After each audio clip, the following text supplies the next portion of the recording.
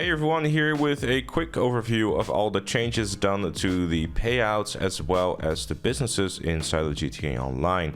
We'll start off with the businesses. Rockstar has adjusted the amount of time that you have to do a sale for the biker and the bunker businesses. For the biker businesses, this went from 30 minutes to 45 minutes, a noticeable increase, and will surely help, especially with those post-OP events if you're selling by yourself in an invite-only session and have a full biker business. And for the bunker business, this went from 15 to 22.5 minutes. I know it's a bit of an odd timer, but they just basically slapped on 50% more time and called it a day. I think though in both cases this should allow for the slower vehicles to still be done. I would be surprised if the sale mission in the bunker business, where you have to go to 5 locations with the Merryweather stuff, would actually now be doable as a solo player, because that would still probably be a pain point. I think the core issue with the sale missions, especially for the biker sale missions, isn't necessarily the amount of time, but more so the fact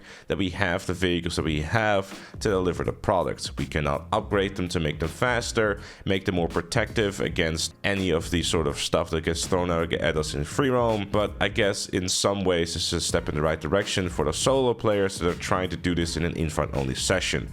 So I guess it's not a bad thing, and we shouldn't exactly look a gifted horse in the mouth, but maybe in the future, you never know. As for the changes to payouts, the open wheel races will now pay out 50% more money than before. It doesn't inherently fix the issue of the races requiring you to have a nearly $3 million open wheel race car, then the races themselves being rather long and, well, not all that interesting to race in, and they're pretty confusing for unexperienced players and generally just seem to be really unappealing to people, unless it's like double money, which I guess with this 50% flat increase will make double and or triple money events more appealing, and maybe people will be more inclined to go and check it out. Because you have to keep in mind with these changes, payout increases obviously have to also keep in mind that these things should still also become double or triple cash at some point. Yeah, I don't think it inherently fixes the core issue of open wheel races having 4 vehicles available to it, with 1, maybe 2 being viable in these races, costing a lot of money. And I guess the rate of people quitting in these races are rather high, considering that as soon as someone loses a front bumper, they're gonna be understeering like crazy. So, but maybe with this change and the payout and it being not as much played, it might actually be a step in the right direction. In addition to the open wheel races having received a bump in payout, some contact missions have done so as well. A Super Yacht Live, Lamar's Lowriders, and Operation Paper Trail have had their payouts doubled.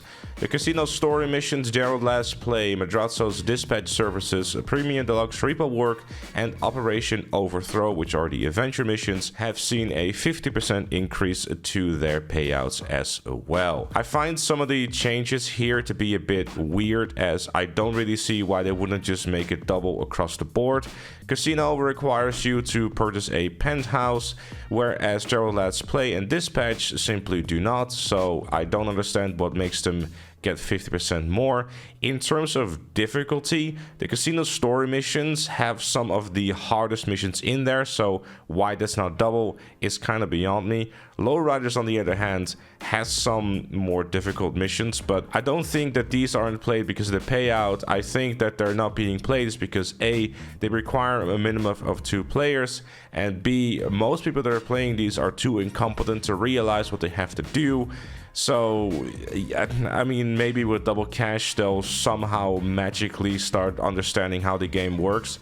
I don't know. A Super Yacht Live being doubled is nice, but you still have to pay $6 million at least to be able to play these missions to begin with. Operation Paper Trail are definitely some more difficult missions, so that is kind of fair enough. Madrazzo getting a bump in payout is kind of hilarious to me, considering how easy these missions are and how quickly you can do them, so maybe that's the reason why.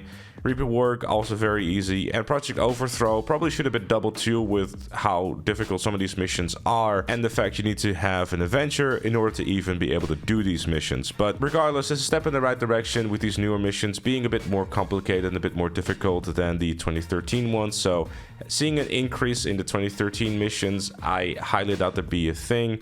Maybe in the future they'll bump those up, but I still really see contact missions as those entry-level pieces of content that if you don't have anything, it's a relatively reliable way of making some money and pushing people to the newer missions rather than like the really old ones that frankly aren't really that interesting anymore in today's day and age is probably the most logical reason why they gave these particular missions a bump in payouts. You also have to keep in mind that you can also join other people for these missions, so I guess that's probably why they've made certain decisions like the casino, making it 50% more. And finally, the taxi work has seen an increase as well. With previously, you used to get a base pay of $1,100 and then times the amount of fares that you had up to 9.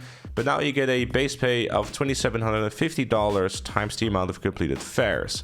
This on paper seems like a really pathetic buff, but if you look at it more objectively, and you would see that as soon as you reach that 9 or 10 fares, you start to earn about $4,500 to $5,000, maybe like closer to 4, but at the very least like about $4,500 for each completed fare. It's like a minute or two. So especially as a newer player that doesn't have anything, after doing like 15 fares, I had about $60,000. And if in the future they decide to bump up the payouts by doing a double or triple or even 5 times money event on it, this might also become a lot more lucrative.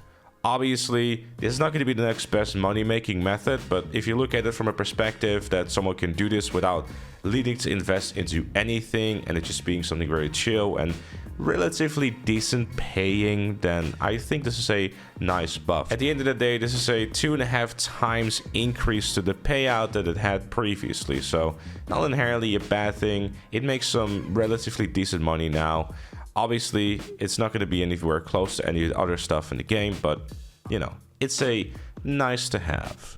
Regardless, that is all for the buffs and changes that they've done to the payouts and the businesses in the game. If you enjoyed it, found it useful, make sure to leave it a like, subscribe for more, and become a member like Chloe, GTA Plus, Notorious Jam, Dan, and the Cosonics.